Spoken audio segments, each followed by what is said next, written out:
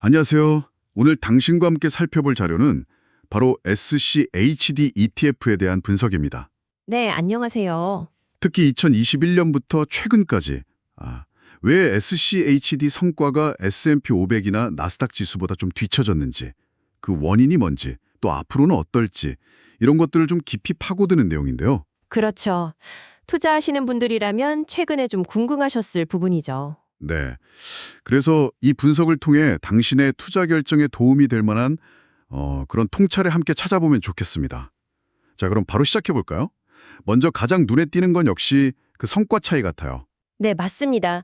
자료를 보니까 2021년 5월부터 2025년 5월까지, 그러니까 딱 4년 동안 나스닥 100 지수는 56%, S&P 500 지수는 40%나 올랐는데 SCHD는 고작 0.8% 상승에 그쳤다고 하네요.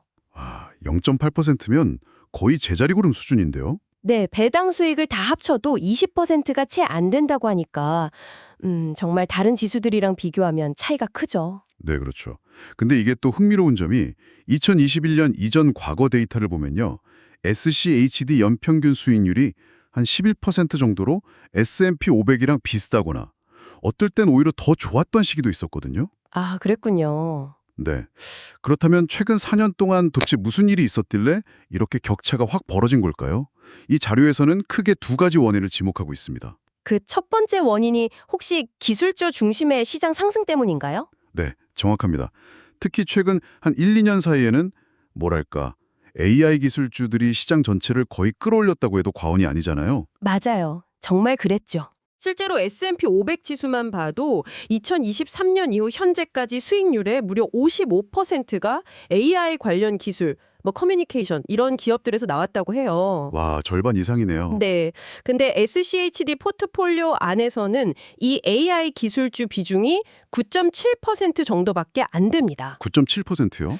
나스닥 100이 58%, S&P 500도 38%인데 비하면 정말 낮은데요. 그렇죠. 이게 SCHD의 투자 철학 자체가 원래 이런 성장주보다는 배당 우량주에 좀 더 집중하는 거긴 하지만 최근 같은 시장 상황에서는 이런 구조가 수익률 격차의 좀 핵심적인 원인이 된 셈이죠. 그렇군요.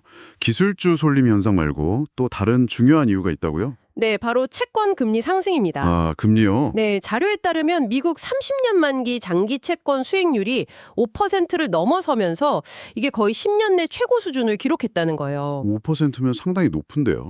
그렇죠. 그러니까 투자자 입장에서는 위험 부담 없이 5% 이상 수익을 얻을 수 있는 안전한 채권이 있는데 굳이 변동성이 있는 배당주에 투자할 매력이 상대적으로 좀 떨어지게 되는 거죠. 그렇겠네요. 네, 이게 배당주 전반 그리고 당연히 SCHD의 매력도를 낮추는 요인으로 작용했다 이런 분석입니다. 그런 환경 속에서 SCHD도 가만히 있지는 않았군요. 포트폴리오에 변화를 줬다고요? 그렇습니다.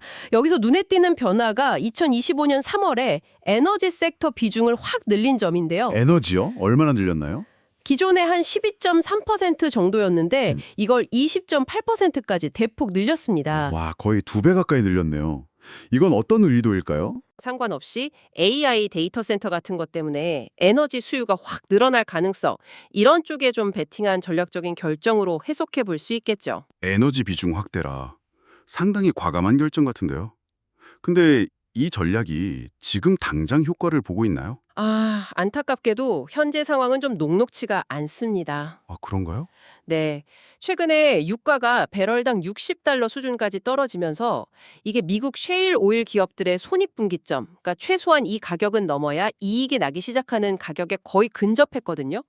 마진이 거의 안 남는 수준이군요. 그렇죠. 여기에 트럼프 관세 정책 우려라던가 아니면 오펙 플러스 주요 산유국 협의체가 증산할 수도 있다는 가능성 같은 단기적으로 유가 상승을 기대하기 좀 어려운 요인들이 겹쳐 있는 상황입니다.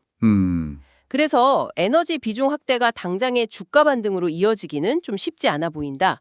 이게 자료의 분석입니다. 그렇다면 현재 SCHD 투자는 좀 부정적으로만 봐야 할까요? 아니면 이 부진 속에서 호의를 기회를 찾을 수도 있을까요? 자료에서는 또 긍정적인 측면도 얘기하고 있죠. 네, 맞아요. 몇 가지 주목할 만한 기회 요인도 언급하고 있습니다. 첫째는 현재 SCHD의 시가 배당률이 무려 4%에 달한다는 점이에요. 4%요? 와, 요즘 같은 때 4%면 정말 높은데요? 네. 이 수치가 2020년 3월 그 코로나 팬데믹 때 폭락했던 시기를 제외하면 역사적으로 상당히 높은 수준이고요. 지난 10년 평균인 3.35%보다도 훨씬 높습니다. 오, 잘했던 점을 고려하면 지금 투자할 경우에 약 2년치의 배당 성장을 미리 확보하는 효과를 기대해 볼 수 있다. 뭐 이런 분석도 있더라고요. 배당 매력은 확실히 높아진 거네요. 그렇죠. 둘째로는 에너지 섹터가 거의 바닥에 근접했을 가능성입니다. 아, 위기가 기회가 될 수도 있다. 네. 유가가 셰일오일 기업들의 손익분기점 근처까지 내려왔으니까 이제 생산량 감축 논의가 나올 수도 있고 또 달러 약세 가능성도 유가에는 좀 긍정적이거든요. 네. 그리고 또 흥미로운 점은 자료에 따르면 헤지펀드들이 최근에 에너지 섹터 매수 규모를 2022년 9월 이후 최대로 늘렸다는 점이에요. 이것도 뭔가 긍정적인 신호일 수 있겠죠. 오, 스마트머니가 움직인다. 뭐 그렇게 해석할 수도 있겠고요. 마지막으로는 향후 금리 인하 가능성입니다. 아, 금리 인하? 네.